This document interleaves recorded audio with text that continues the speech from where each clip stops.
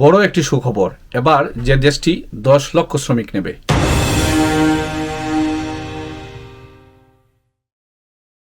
আসসালামু আলাইকুম, welcome back to another blog. বড় একটি সুখবর রয়েছে আজকের এই ভিডিওতে, যেটি হলো 10 লক্ষ শ্রমিক নেবে যে দেশটি। দক্ষিণ কোরিয়ায় ডিসেম্বর এবং জানুয়ারি এই 2 মাস তাপমাত্রা মাইনাসে নেমে আসে। এই 2 মাসের আগে পিছিয়ে ফেব্রুয়ারি ও নভেম্বর মাস গড় তাপমাত্রা 60 ডিগ্রি সেলসিয়াসের নিচে থাকে। বাকি 8 মাস তাপমাত্রা 60 ডিগ্রি সেলসিয়াসের উপর থেকে ওঠানামা করে। অর্থাৎ এই 8 মাস দক্ষিণ কোরিয়াতে বাংলাদেশি শ্রমিক কাজ করতে পারবে। দেশটিতে বর্তমানে 10 লক্ষ শ্রমিকের প্রয়োজন। এ কারণে দক্ষিণ কোরিয়া সরকার সিদ্ধান্ত নিয়েছে সেদেশে বিদেশ থেকে মৌসুমী শ্রমিক বা খণ্ডকালীন কর্মী কাজ করবে। মৌসুমী বলতে মার্চ মাস থেকে অক্টোবর মাস পর্যন্ত একজন শ্রমিক কাজ করবে। সম্ভাবনাময় শ্রমবাজার দক্ষিণ কোরিয়া থেকে খণ্ডকালীন কর্মীর চাহিদা আসছে নিয়মিত। তবে একটি সমঝোতা স্মারকের অভাবে দক্ষিণ কোরিয়ার শ্রমবাজার হাতছাড়া হবার আশঙ্কা দেখা দিয়েছে। মৌসুমী শ্রমিক বিনা খরচে দেশটিতে যাওয়ার সুযোগ সৃষ্টি হলেও সরকারি পৃষ্ঠপোষকতার অভাবে দক্ষিণ কোরিয়ায় বাংলাদেশি কর্মীরা যেতে পারছে না।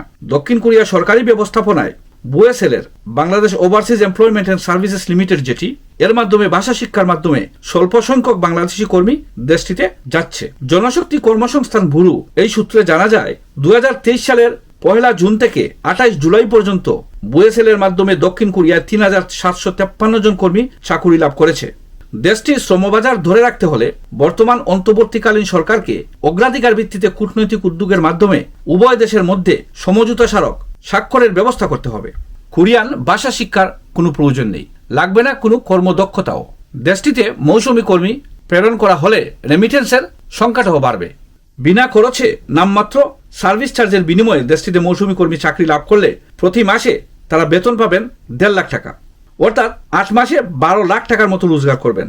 এটি দেশের রেমিটেন্সকে আরো মজবুত করতে পারবে। দক্ষিণ কোরিয়ায় শুটকি প্রক্রিয়াজাতকরণ, সবজি বাগান, বাজারজাতকরণের মতো কাজে খণ্ডকালীন কর্মী নেওয়া হচ্ছে। শ্রীলঙ্কা, নেপাল, ভিয়েতনাম, চীন, ফিলিপাইন, ভারত সহ কয়েকটি দেশ থেকে এসব সেক্টরে কর্মী যাচ্ছে। এখন জানা গেছে দক্ষিণ কোরিয়া থেকে খণ্ডকালীন কর্মীর চাহিদা আসছে কিন্তু নিয়মিত।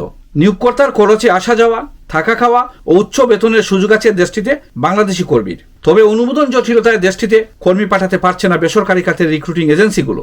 প্রবাসী কল্যাণ ও বৈদেশিক কর্মসংস্থান মন্ত্রণালয়ের সূত্র বলছে, সরকারিভাবে বিভিন্ন দেশ থেকে কর্মী নেওয়ার পাশাপাশি দেশটির স্থানীয় সরকার বিভাগের মাধ্যমে কৃষি খাতে কর্মী নেয় কোরিয়া। এর জন্য ওই দেশের স্থানীয় সরকার প্রতিষ্ঠানের সঙ্গে কর্মী পাঠানো দেশটির স্থানীয় সরকার বিভাগের একটি সমঝোতা স্মারক সই করতে হয়।